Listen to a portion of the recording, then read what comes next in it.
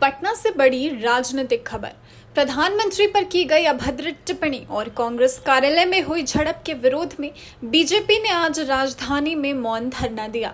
BJP नेताओं और कार्यकर्ताओं ने पटना के जेपी गोलंबर पर एकत्रित होकर शांतिपूर्वक विरोध दर्ज किया। उनका कहना है कि प्रधानमंत्री के सम्मान से जुड़ा मामला किसी भी हाल में बर्दाश्त नहीं किया जाएगा। इस मौन धरने में कई वरिष्ठ नेताओं की मौजूदगी रही और पार्टी ने साफ किया कि लोकतांत्रिक दायरे में रहकर ही कांग्रेस की इस हरकत का जवाब दिया जाएगा। बीजेपी का आरोप है कि विपक्ष मुद्दों से भटकाने के लिए ऐसी बयानबाजी कर रहा है, जबकि जनता प्रधानमंत्री के नेतृत्व पर भरोसा बनाए हुए है। जो घटना हुई है, कांग्रेस के मंच से, माइक से जो प्रधानमंत्री जी की स्वर्गीय माता जी के लिए अपशब्द कहे गए, इसने पूरे बिहार को शर्मसार किया। आज देश भर के अखबारों में बिहार का नाम छपा, पर क्यों छपा? क्योंकि यहाँ प्रधानमंत्री जी की स्वर्गीय माता जी को गाली दी गई। हमारा बस ये कहना है कि ये राजनीति के लिए अच्छा नहीं है। राजनीति क्या, लोकलाज की भी हर एक मर्यादा को इसने चूर चूर किया।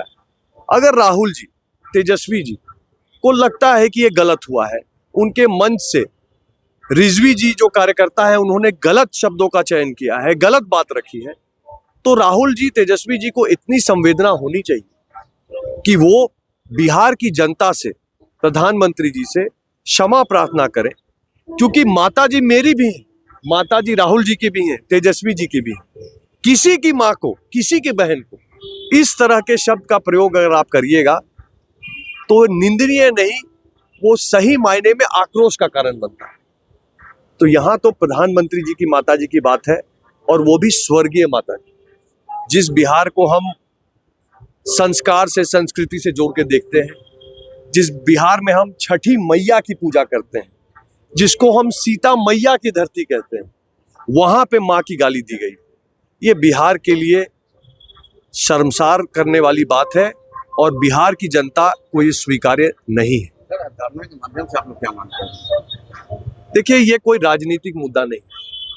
मैं यहाँ पे इस धरने में शामिल होने इसलिए आया क्योंकि मैं एक आम बिहारी के तौर पे मुझे भी बुरा लगा कि इस तरह का घटना दरभंगा में, बिहार की धरती में, मिथिला में हुआ। ये मैं यहाँ पे आया क्योंकि मुझे लगता है कि तेजस्वी जी और राहुल जी को क्षमा मांगकर इस बात को समाप्त करना चाहिए।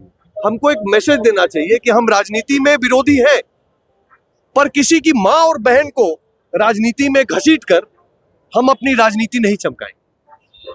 तो अब ये बात राहुल जी और तेजस्वी जी पे है कि वो आगे बढ़े, कलेजा दिखाएं, संवेदनशीलता दिखाएं और इस बात को समाप्त करें।